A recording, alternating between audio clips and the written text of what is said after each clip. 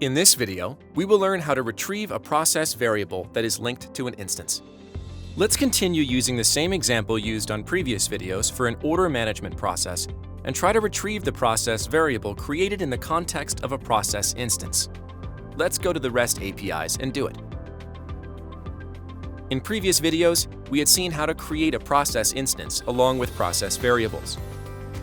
We were able to inject variables such as order number, product name, order value, along with the order creation.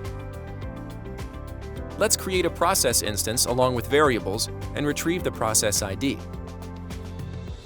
We see here process 201 and the process ID has been successfully created.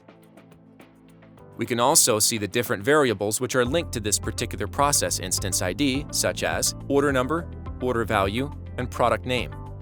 Now we would like to retrieve the process variable back and see the current status or values back and see what is the current state of the process variables.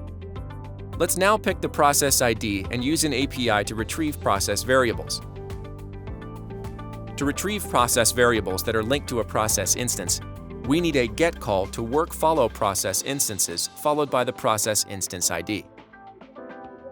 I'll be using the process instance ID from the previous sequence for creating a process instance and followed by a suffix called variable, which is the complete endpoint required to retrieve the process variable for any given process instance ID.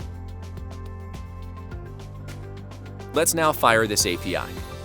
We will see all the variables that are created in the context of this particular process instance, so we can see the variables such as order number, order value, and product name. All the variables have now been created in the context of a process instance and will be available when making the API call.